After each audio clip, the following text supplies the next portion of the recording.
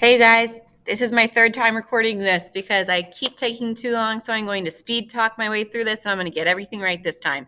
Today is Wednesday. You're watching this video if we are on AMI. If we're not, you're probably skipping straight over this video because I am with you in person. This is where you're watching the video. This is the AMI schedule.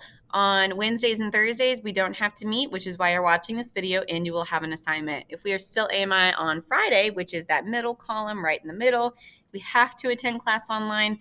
This chart will help you understand what time we are meeting, and we will read together, listen together, and work on some work together in class, if that's the case on Friday.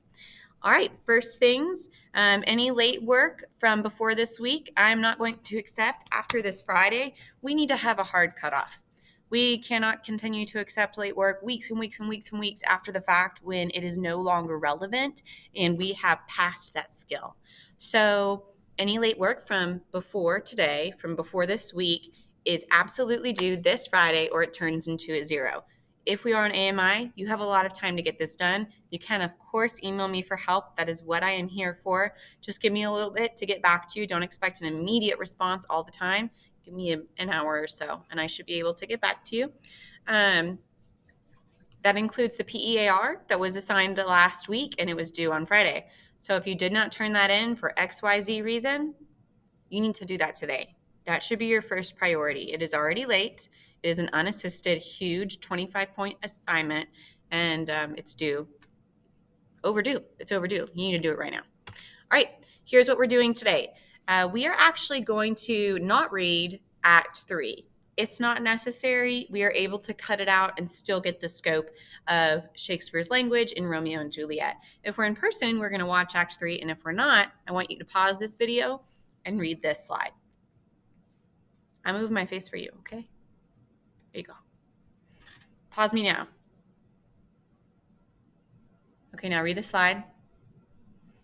Okay, now we are going to move on to Act 4. Okay, so Act 4, Scene 1, your first job is to open up my Shakespeare and to listen to it as you read along. These two scenes together will only take you 10 to 15 minutes. In this scene, Paris and Friar Lawrence and Juliet are meeting. Paris is so dumb. He thinks that Juliet still wants to marry him. So they're talking about that, and Juliet is telling the friar, absolutely not, I'm not going to do it. It's dramatic irony because we as an audience know she's already married, but Paris does not know that. The audience knows more than the characters do. In Act 4, Scene 2, you are going to click on that as well, and you're going to listen along. This is the scene where Capulet and Juliet and Lady Capulet all talk about how she is going to be forced to marry Paris. They don't know that she's already married to Romeo. We do. That's dramatic irony. She is intent on not marrying Paris, and Capulet is mean to her. Her dad is mad, and so she's trying to figure out a way out of this. Those are the two scenes you're reading today and listening along to. After you are done, you are going to answer Act 4, Scenes 1 and 2, discussion questions, and Friar's plan. So if we hop back over to Act 4, Scene 1, where did that puppy go? I'm struggling. Here we go. If we hop over to Act 4, Scene 1, the friar comes up with a really big plan to try to get Juliet out of this situation. And it starts about here. So I'm around line 60-something, late 60s. And he comes up with a plan for her, and they talk back and forth about how they're going to get out of this situation where Juliet has to marry Paris. So when you open up today's assignment, the written assignment that goes along with these two scenes, you have discussion questions, and you need to fill out information about Friar's plan. So it looks like this.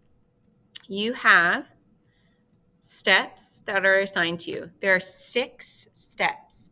You do not need to give me quotes for this. You can paraphrase. So read all of Friar's plan for Juliet on how to get out of this marriage to Paris, and I want you to break it down into steps. How is this going to take place for her to get out of this marriage? And then in the third column, I want you to talk about what problems could occur here. What might go wrong? A lot. A lot's going to go wrong, and I want for you to figure that out. Now you're going to keep going because there are discussion questions.